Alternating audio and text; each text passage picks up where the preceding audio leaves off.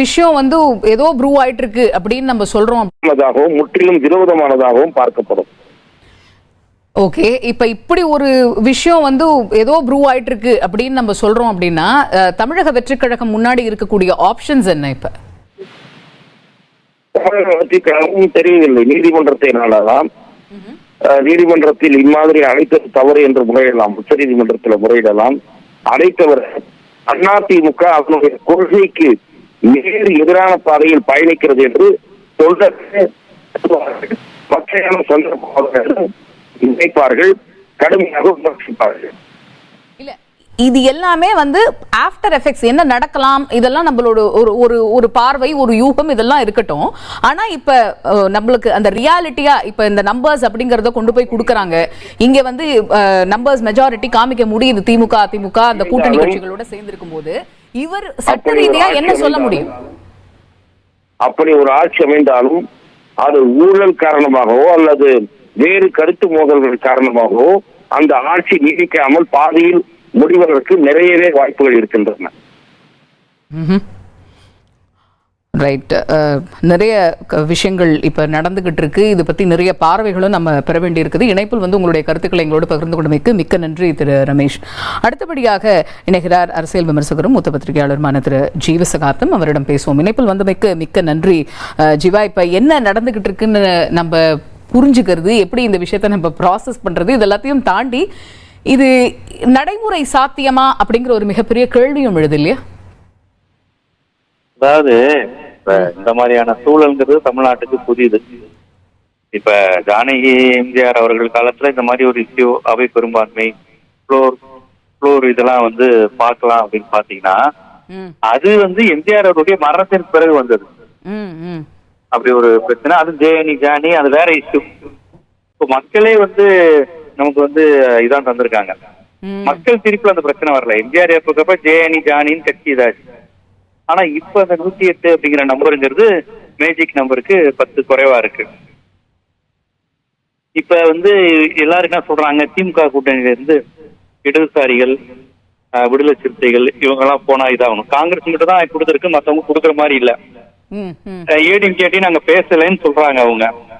அப்ப இது என்ன வாய்ப்பு இருக்கு? டிஎம்கே ஏடிஎம்கே சேர்ந்து ஏபி முனுசாமி அவர்கள் சொல்லியிருக்கிறாரு, இப்ப வரைக்கும் ஆதரவு தெரிவிக்கலங்கிறதும் சொல்லியிருக்கிறாரு இல்லையா?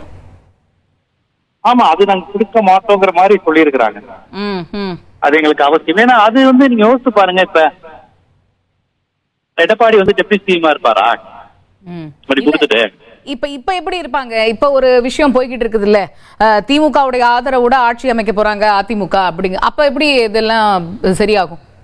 இது வரலாற்றுல 2 முறை ஏற்கனவே நடந்திருக்குங்க. அதாவது எம்ஜிஆர் கட்சி ஆரம்பிச்ச உடனேயே அவர் இருக்கும் போதே இவரு பிச்சு பட்நாயக்கு இந்த முயற்சி எடுத்தாரு. இந்திரா காங்கிரஸ்க்கு எதிராக தமிழ்நாட்டுல நம்ம கட்சியை இணைச்சிருவோம் அப்படின்னு பேச்சுவார்த்தை எல்லாம் 2 பேருக்கும் நடந்துருச்சு, எம்ஜிஆருக்கும் கலைஞருக்கும். இல்ல, மத்த ஸ்டேட்ஸ்ல நம்மளுக்கு இதுக்கான நிறைய எக்ஸாம்பிள்ஸ் இருக்கு, நம்ம பாத்துருக்கோம். இப்ப இங்க அப்படின்னு இருக்கும்போது, அதுவும் இப்ப இருக்கக்கூடிய அரசியல் சூழல் அப்படின்னு எடுக்கும்போது, அப்ப என்ன பண்ணுவாங்க? அதிமுக என்டிஏல இருந்து வெளியில வருவாங்களா? கண்டிப்பா வெளியே வந்தாதான் சாத்தியம். வெளியே ஏடிஎம்கேவே சிஎம்மா கண்டினியூ ஆகணும். ஏன்னா இப்ப திமுக பிறகு ஒரு ஆல்டர்னேட்டிவ் வேணும்னு ஒரு தீர்ப்பு வந்திருக்கக்கூடிய இந்த நிலையில் திருப்பி டிஎம்கே கண்டினியூ ஆகுங்கிறப்ப அது பிரச்சனை ஆகும். ஸோ ஏடிஎம்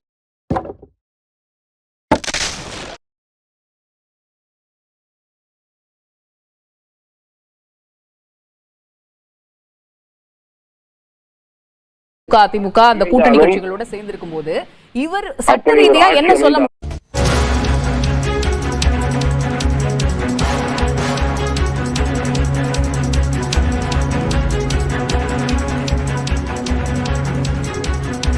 விஜய் ஆட்சிக்கு 6 மாதங்களுக்கு எந்த இடையூறும் தரமாட்டோம் என்று திமுக தலைவர் மு.க. ஸ்டாலின் ஆங்கில நாளிதழுக்கு பேட்டி அளித்திருக்கிறார்.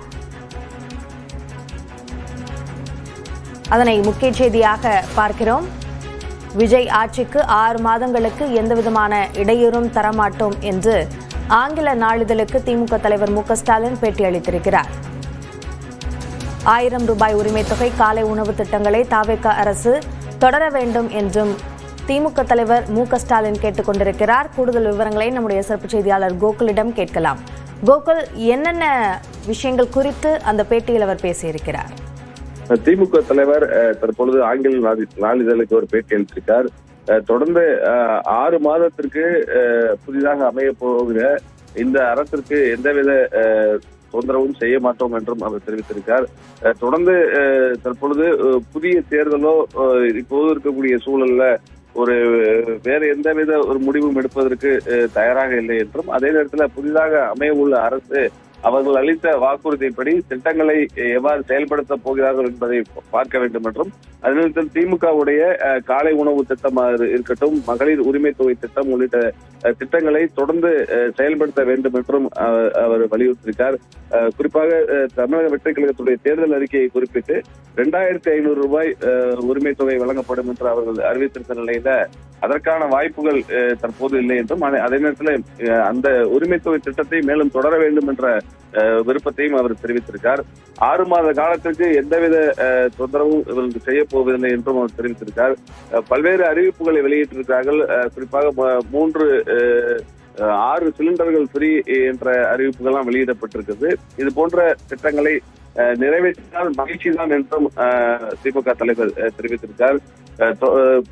அடுத்த கட்டமாக என்ன மாதிரியான முடிவை எடுக்கப் போகிறார்கள் என்று பல்வேறு கருத்துக்கெல்லாம் சொல்லப்பட்டு வரக்கூடிய நிலையில இன்றைய தினம் திமுகவுடைய சட்டமன்ற உறுப்பினருடைய ஆலோசனை கூட்டம் நடைபெறக்கூடிய நிலையில புதிதாக சட்டமன்ற தேர்தலை சந்திப்பதோ வேறொரு தேர்தலை சந்திப்பதோ தற்போது தேவையில்லை என்றும், அமைய போகிற அரசிற்கு அவர்கள் அறிவித்த திட்டங்களை நிறைவேற்ற வேண்டும், அதே போல தற்போது தொடரக்கூடிய திட்டங்களை தொடர்ந்து செயல்படுத்த வேண்டும் உள்ளிட்ட கருத்துக்களை முன்னிறுத்தி திமுக தலைவருடைய கருத்து அமைந்திருக்கிறது.